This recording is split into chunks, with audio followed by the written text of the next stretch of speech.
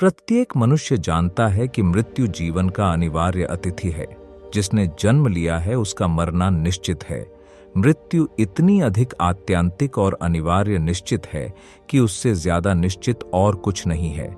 लोग रोज अपने सामने एक न एक मृत्यु की घटना देखते हैं। कोई न कोई प्रतिदिन मरता हुआ दिखाई दे जाता है। इसके उपरांत भी शायद ही कोई अपनी मृत्यु के बारे में सोचता है। अपने मरने का विचार आते ही मनुष्य के मन में भय मिश्रित सिहरन व्याप जाता है और यह असंभव कल्पना संभव होने की आशा की जाने लगती है कि काश अमर हुआ जा सके। भगवत गीता की पृष्ठभूमि ही मृत्यु भय से आरंभ होती है।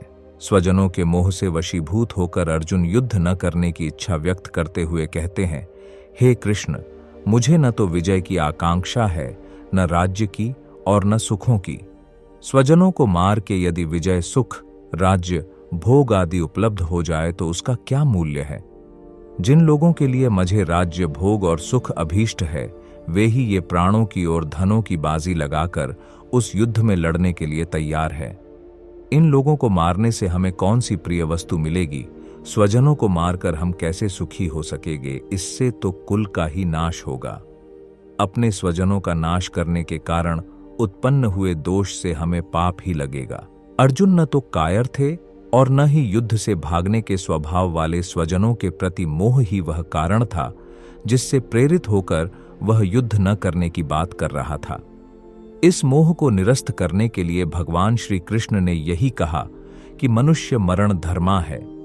युद्ध में अनीति का पक्ष लेने वाले लोग कितने ही घनिष्ठ स्वजन क्यों न हो, आज नहीं तो कल मरेंगे, और जो नीति के पक्ष में लड़ने के उद्यत है उनका भी मरना निश्चित है।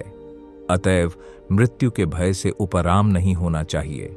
जिस प्रकार कोई मनुष्य पुराने वस्त्र को त्याग कर नए वस्त्र ग्रहण करता है, उसी प्रकार आत्मा पुराने वस्त्र को छोड़कर नया शरीर प्राप्त करता है।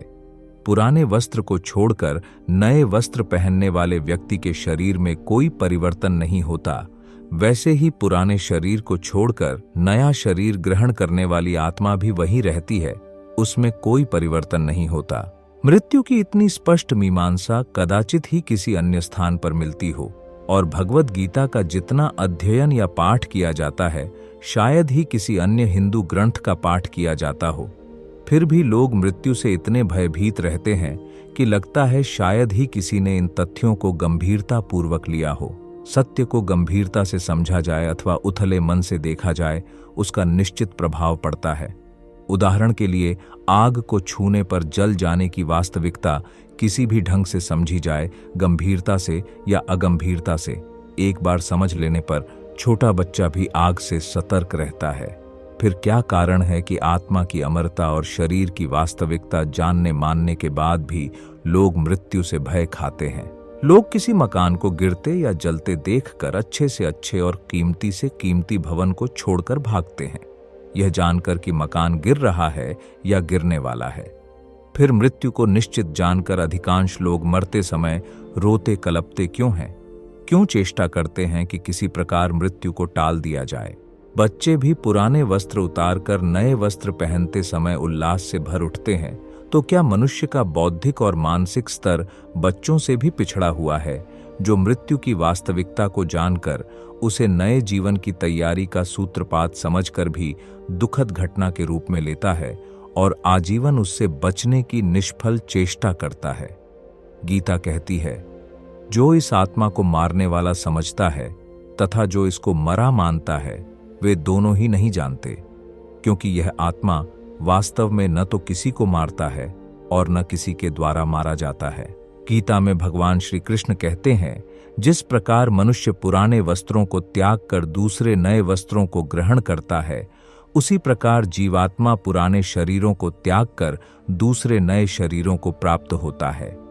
मृत्यु एक सरिता है जिसमें श्रम से कातर जीव नहाकर फिर नूतन धारण करता है काया रूपी वस्त्र बहाकर। हम सभी जानते हैं कि मृत्यु एक अपरिहार्य सत्य है। जीवन में सब कुछ प्राप्त कर लेने के बाद भी मृत्यु के बाद मनुष्य के साथ केवल सूखी लकड़ी ही साथ चलती है। मृत्यु आत्मा और परमात्मा का मिलन है। मृत्यु मुक्ति का साधन है। मृत्यु हमें दुख से मुक्ति देती है। मनुष्य की मृत्यु तभी सुधरती है जब उसका जीवन सुधरा हुआ हो। जीवन तब सुधरता है जब प्रत्येक क्षण सुधरता है। समय उसी का सुधरता है जो समय का मूल्य जानकर क्षण क्षण और कण कण का सदुपयोग करता है। कबीर ने कहा है, खबर नहीं या जुग में पल की, सुकृत कर ले, नाम सुमर ले, को जाने कल की। मृत्यु परमात्मा को बीते हुए जीवन का हिसाब देने का पवित्र दिन है। यह मानव जीवन की अंतिम परीक्षा है।